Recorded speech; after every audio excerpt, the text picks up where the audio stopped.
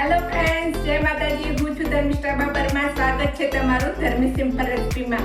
આજે આપણે બનાવીશું ઢોસા, મેંદુવડા કે ઇડલી સાથે ખાવામાં આવતો સાંભાર।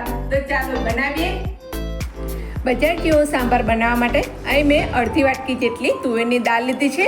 તુવેરની દાળને સાફ કરીને આપણે એને 1 થી 2 વખત સારી રીતે ધોઈ લઈશું। ત્યારબાદ તેમાં પાણી એડ કરીને આપણે એને અડધો કલાક સુધી રહેવા દઈશું।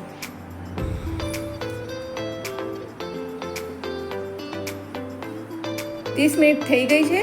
હવે આપણે આ દાળને આપણે કુકરમાં 4 સીટી માટે ચડવવા મૂકી દઈશું। તો પાણી આપણે કુકરમાં એને એડ કરી દેવાની છે અને એમાં 1 ચમચી જેટલું મીઠું એડ કરીને કુકર બંધ કરી 4 સીટી થવા દેવાની છે। 4 સીટીમાં આપણી દાળ સારી રીતે ચડી જશે, કેમ તેને આપણે અડધો કલાક પલાળેલી છે એટલે 4 સીટીમાં એ તૈયાર થઈ જશે।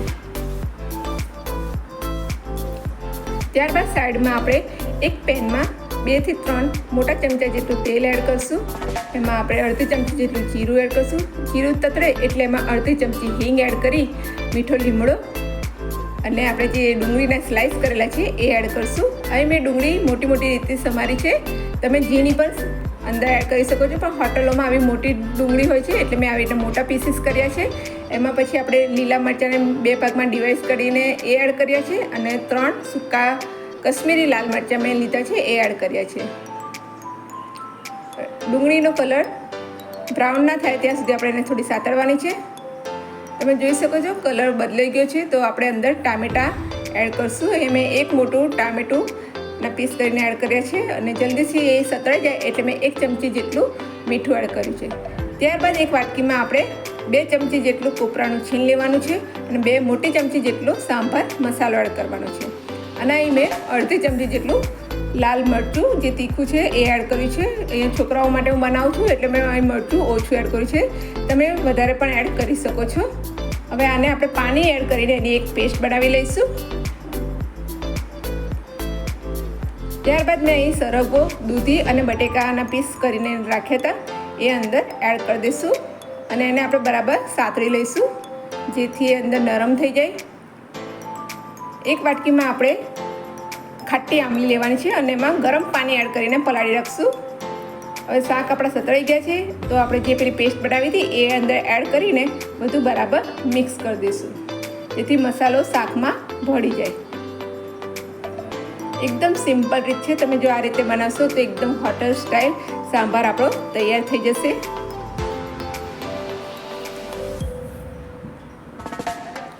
ત્યારબાદ જે આપણે વાટકીમાં પેસ્ટ બનાવી હતી એમાં પાણી એડ કરી એ 1 વાટકી અને બીજું 1 ગ્લાસ જેટલું પાણી એડ કરીને આપણે આ બધું મિક્સ કરીને એને આપણે 5 થી 10 મિનિટ સુધી ઢાંકીને થવા દઈશું।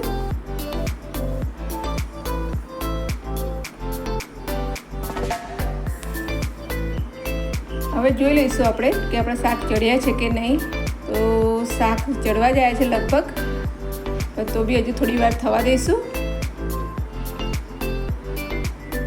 હવે આપણે જે દાળ બાફીને તૈયાર રાખી હતી એ અંદર એડ કરી દઈશું અને આ બધું બરાબર મિક્સ કરીને એને ફરીથી 5 થી 10 મિનિટ સુધી ઉકળવા દઈશું ઢાંકીને। તો તૈયાર છે આપણો સાંભાર, જોઈ શકો છો। હવે આપણે એને ચમચીથી મદદથી જોઈ લઈએ કે શાક આપણા ચડી ગયા છે, સરસ બફાઈ ગયા છે આપણા શાક। તો આપણો સાંભાર તૈયાર છે। હવે એમાં આપણે પેલું આંબલી પલાળ રાખી હતી એ અંદર એનું પાણી એડ કરી દઈશું અને 1/2 ઇંચ જેટલો ગોળ મેં અહીંયા એડ કરું છું। હોટલોમાં ગોળ જ એડ કરે છે, સાંભારની કોઈ પણ આઈટમમાં ગોળનો જ ઉપયોગ થાય છે। ત્યારબાદ છેલ્લે આપણે ધાણાથી ગાર્નિશિંગ કરી દઈશું। તો તૈયાર છે આપણો હોટલ સ્ટાઇલ સાંભાર, જે તમે ઇડલી, ઢોસા કે મેંદુવડા સાથે સર્વ કરી શકો છો। હવે આને આપણે સર્વ કરી લઈશું।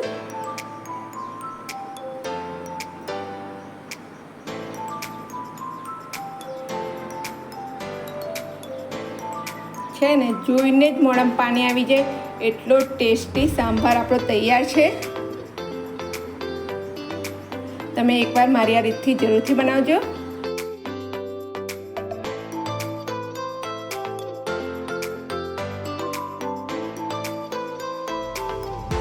તો તમને મારી આ રેસીપીનો વિડીયો કેવો લાગ્યો મને કમેન્ટ બોક્સમાં જરૂરથી જણાવજો. અને હા, જો તમને આ વિડીયો ગમ્યો હોય તો લાઈક કરજો, શેર કરજો અને મારી ચેનલને સબસ્ક્રાઈબ કરજો. અને આવી જ નવી વાનગીઓ જોવા માટે બેલ આઇકોન બટનને પ્રેસ કરજો. તો ત્યાં સુધી ખાઓ પીઓ અને જલસા કરો. જય માતાજી, જય શ્રી કૃષ્ણ.